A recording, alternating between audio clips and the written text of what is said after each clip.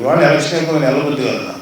ఎందుకంటే ఇంత కష్టపడి పనిచేసిన మీ అందరికీ చిన్న థ్యాంక్స్ లేకపోతే కృతజ్ఞతలు చెప్పుకొని వెళ్తే నాకు నేనే తప్పు చేసినాను అవుతాను చెప్పి ఎలక్షన్ అయిపోయినా ఇంకా ఉన్నాను కదా.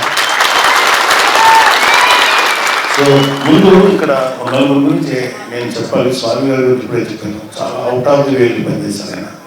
ఆ పక్కన సందీప్ భీమిలి నియోజకవర్గం నుంచి నాకు ఇవ్వాల్సింది ఒకే ఒక మాట అన్నాడు, మాకు రాకపోయినా పర్వాలేదు, నేను ఎప్పుడు కళ్యాణ్ బాబు గారికి వైపే ఉంటాను, హ్యాపీగా ఉంటాను చెప్పి నిలబెట్టాడు. ఉంది అక్కడ ఉండటం కానీ ఇవాళ ఇక్కడికి వచ్చి పగలు రాత్రి ఎంత కష్టపడి పనిచేశారో నా కళ్ళ ముందు నేను ఎంతో, అంటే వీళ్ళందరూ ఎలా పనిచేశారంటే ఇంకా మనసా వాచా కాకుండా అంత గొప్పగా పనిచేశారు సందీప్. కాకపోతే అతను చెప్పుకోడు కానీ జనంలో మేము చెప్తా ఉన్నాం. అతను మీరు అందరూ మనస్ఫూర్తిగా అతను అభినందించండి. ఎందుకంటే చదువుకున్న వ్యక్తి, చాలా ద్వారపూడి చంద్రశేఖర్ రెడ్డిని మనకు ఎటువంటిది లేనప్పుడు రోడ్ల మీదకి వచ్చి గొడవ పెట్టి ఫైట్ చేసి కేసులు కూడా పెట్టించాడు కాకినాడ. అదే అతను అంత చేసి కూడా మేము ఇవ్వలేకపోయాం భీమిని. అది నాకు అనవసరం సార్, నేను పవన్ కళ్యాణ్ గారుతుంటాను చాలా అనిపించేసి ఒక కార్యకర్తలాగే పనిచేసింది. అలాగే మహేందర్ రెడ్డి, ఆయనది యాక్చువల్గా తెలంగాణ, ఆయన శంకర్ కూడా రాలేదు. వాళ్ళిద్దరు తెలంగాణ. ఎప్పటి నుంచో పవన్ కళ్యాణ్ తోటి ప్రజారాజ్యంలో పనిచేశారు. తర్వాత జనసేనకి వచ్చిన తర్వాత పవన్ కళ్యాణ్ గారితో పనిచేశారు. అలాగే మన ఇంకా రాలేవాడ శంకర్ గౌడ్, ఆయన వీళ్ళు పగలు రాత్రి అంటే ఎంత స్ట్రెస్ తీసుకున్నారో నాకు తెలుసు. ఎలాంటి వ్యక్తులతో డీల్ చేశారో నాకు తెలుసు. వాళ్ళు మనస్ఫూర్తిగా పనిచేశారు. ఇంకా అంటే కొన్ని విషయాలు నాకు కూడా తెలియదు. ఆయనకేమో ప్రెసిడెంట్ గారు డైరెక్ట్గా ఒక అవగాహన ఉన్నది. మనస్ఫూర్తిగా పనిచేశారు మహేంద్ర గారు. ఆయన అందరికీ కూడా ఒకసారి ఎవరైనా తెలియదు. అలాగే నా స్నేహితుడు, చిన్ననాటి స్నేహితుడు, కాలేజీ ఫ్రెండ్స్, అన్నీ అయిపోయిన తర్వాత పవన్ అంటే ఇంకా జీవితంలో ఏదో చిన్న వ్యాపారం తీసుకుంటా, ఎడ్యుకేషన్ బిజినెస్ తీసుకుంటున్నారు. ఒక మంచి తండ్రి గారి దగ్గర నుంచి ఒక ఉన్నతమైనటువంటి బ్యాక్గ్రౌండ్ ఉన్న వ్యక్తి, కమ్యూనిస్టు వీళ్ళ నుంచి వచ్చిన వ్యక్తి అయినా, ఈయన కూడా కమ్యూనిస్టు భావజాలంతో కలిగిన వ్యక్తి, మానవత్వం, హ్యుమానిటీ ఇలాంటి ఎన్నో తెలిసిన వ్యక్తి. చాలా మంది యుద్ధాలు చేశాడు. ఇప్పుడు మీరు కుర్రోళ్ళు ఎంత ఆవేశంలో ఉన్నారో అంతకు 100 రెట్ల ఆవేశం ఆవేదన మాకు తెలుసు. అజయ్ గారు కాలేజీలో కొట్లాడిన యూనివర్సిటీస్, కానీ కేవలం మంచి కోసమే పనిచేస్తారు కదా. అప్పుడు కూడా మంచి కోసమే పనిచేశారు. 10 మందికి హెల్ప్ చేయాలని తత్వం పనిచేశారు. ఆయన పవన్ కళ్యాణ్ గారు మీరు చెప్పితే అజయ్ గారు మీరు మా కోసం నిలబడతారంటే మనస్ఫూర్తిగా వస్తాను బాబు అని చెప్పి. అంటే మా కళ్యాణ్ బాబుని మేము కూడా తెలుసు. కళ్యాణ్ బాబుని చిన్నప్పటి స్కూల్లో చూసిన వ్యక్తులు. సో అలాంటి వాడు ఒక మహానాయకుడికి ఎగినప్పుడు మీరు ఏం చెప్పినా చేస్తారని చెప్పి ఆయన భావాన్ని యథాతథంగా అమలు చేసి చూపించిన వ్యక్తి అయినా. తర్వాత ఆయన కూడా గత 2-3 నెలల నుంచి ఫ్యామిలీ వదిలేశారు. మధ్యలో ప్రెసిడెంట్గా పిలిస్తే వెళ్ళి మళ్ళీ వెంటనే వచ్చాం. సో ఆయన మనసా వాచాకారంగా పనిచేసిన వ్యక్తి. నా స్నేహితుడుగా కాదు, జనసేన నాయకుడిగా ఎంత కష్టపడ్డాడు నాకు తెలుసు ఇవాళ. సో నా స్నేహితుడు కాదు కానీ నిజంగా అంత కష్టపడి ప్రతి చోటకి వెళ్ళాడు, ప్రతి వాళ్ళని కలిశారు. ప్రతి వాళ్ళు ఆవేశంలో ఆయన ఎన్నో మాటలు అన్నారు, కానీ ఆవేశాన్ని అర్థం చేసుకున్నాం తప్ప తప్పుగా అనుకోలేదు. ఎందుకంటే అడిగిన వాళ్ళందరూ మంచి ఉద్దేశిస్తున్నారు కానీ వాళ్ళు ఆవేశంతో మాట్లాడారు. సో అవన్నీ మనస్ఫూర్తిగా తీసుకొని చాలా చక్కగా తృప్తిగా ఉన్నారు ఆయన. ఇవాళ ఆయన అందరికీ మనస్ఫూర్తిగా సేవ చేసినందుకు మీరు ఆయన ఒకసారి ఇంకా మా మర్రెడ్డి శ్రీనివాసరావు గారు ప్రజారాజ్యం మాతో ఉన్నారు. తర్వాత జనసేనలోకి వచ్చారు. ఆయనకి అసలు ఒక్కరోజు కూడా అనపర్తి నియోజకవర్గానికి ఇన్ఛార్జ్, ఏ రోజు కూడా నవ్వు గారు నాకు ఒక ఎమ్మెల్యే నిలబడాలి, అయితే ఒక చోటకి వెళ్ళి జిల్లా పరిషత్ చైర్మన్ నిలబడాలి, ఏది అడగల. కేవలం మా కుటుంబం అంటే అవ్యాజమైన ప్రేమ. కళ్యాణ్ బాబు గారి యొక్క ఆలోచనలు, కళ్యాణ్ బాబు గారి యొక్క పార్టీ విధి విధానాలకి చాలా ఇన్స్పైర్ అయ్యి ఎప్పుడు బయటికి రాలా, ఎప్పుడు వెనకాల నుంచి పనిచేసేది, వెనకంటే అందరినీ మోటివేట్ చేసుకుంటూ వచ్చిన వ్యక్తి. ఎటువంటి స్వార్థం లేకుండా పనిచేశారు. ఈ రోజు కూడా ఏ స్వార్థంతోనూ పనిచేయట్లేదు.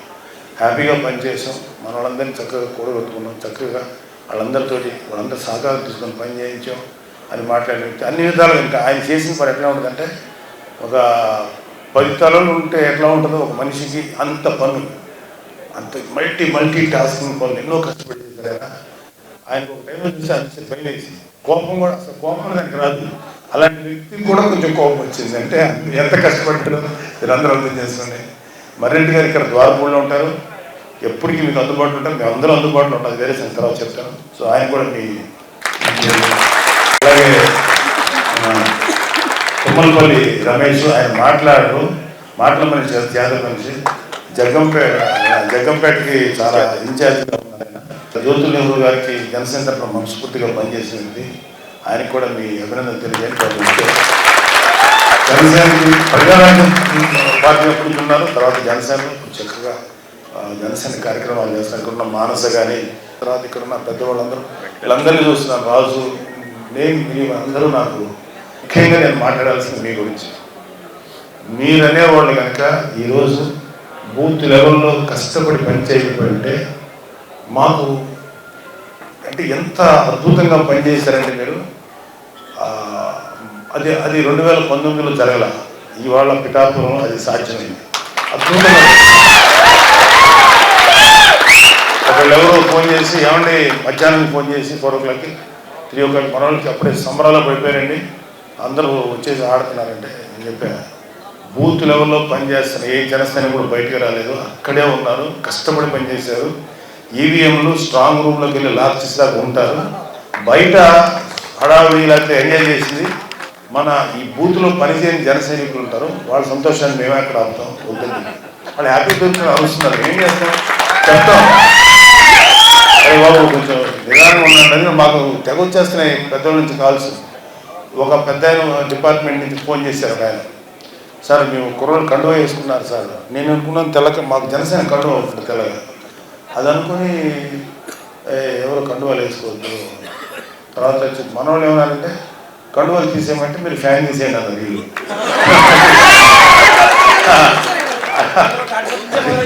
అదే తెలుసు. అయితే కండువాలు తీసేయమంటే తర్వాత చెప్పాను, ఆయన కండువ ఏ కండువ వేసుకున్నారని, ఎర్ర కష్టపడేవాడు వేసుకునేది అది. ఒక కార్మికుడు, ఒక కర్షకుడు చెమట తుడుచుకుంటే అది కార్మికుడు కర్షకుడు యొక్క దీనికి ఇస్తుంది ముఠా మేస్త్రి, అది అందరం వాడేదండి. అదే అతన్ని కాబట్టి అది వేసుకున్న వాళ్ళు మీరు టచ్ చేయకండి బాబు, వాళ్ళు అన్నాను, వాళ్ళు కండువ వేసుకుంటే టచ్ చేయకండి. అది కాకుండా వాళ్ళు ఏదైనా స్లోగన్స్ ఇచ్చారు, ఇంకోటి అంటే మీరు వాళ్ళు చెప్పచ్చు, లేదా మీరు ఏమైనా తీసుకుంటారు, కండువ వేసుకున్న దానికి మాత్రం అరెస్ట్ చేయకండి, అదే ఎటువంటి చర్య తీసుకోకండి సార్, మీకు అది నెగిటివ్ అవుతుంది, అది తప్పు కాదు, అదే జనరల్ కామన్ అని సింబల్ అని చెప్పి చెప్పడం జరిగింది.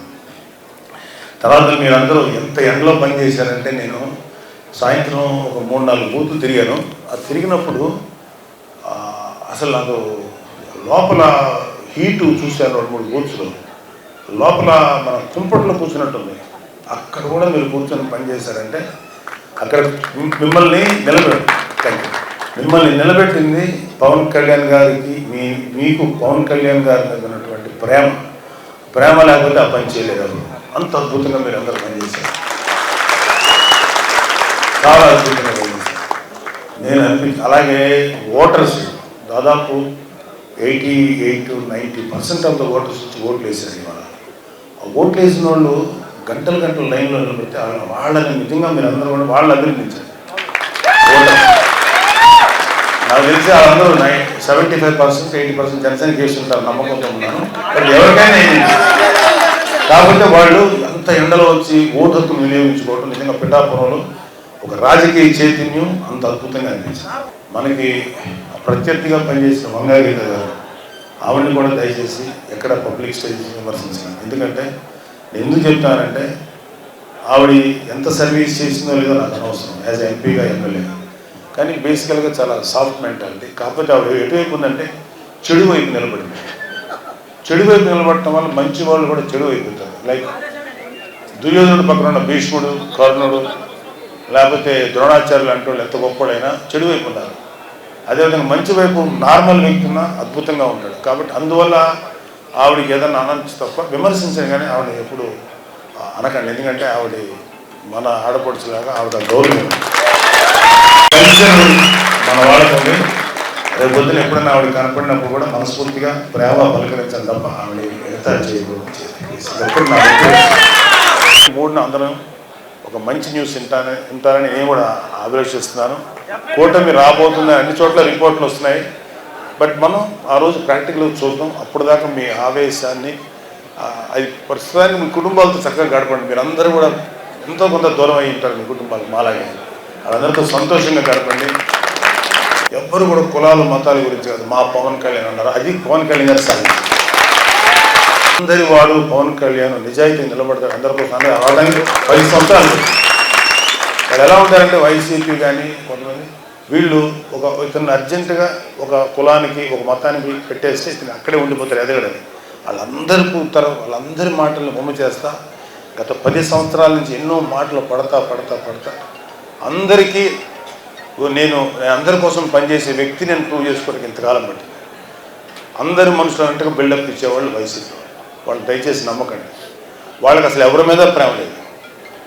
వాళ్ళ ఆఖరికి మిగతా కమ్యూనిటీస్ని మిగతా మతాలు పక్కన పెట్టండి. ముస్లిమ్స్ మీద ప్రేమ లేదు, క్రిస్టియన్స్ మీద ప్రేమ లేదు, ఎస్సీస్ మీద ప్రేమ లేదు, ఆఖరికి వాళ్ళ అమ్మ మీద చెల్లి మీద కూడా ప్రేమ లేదు.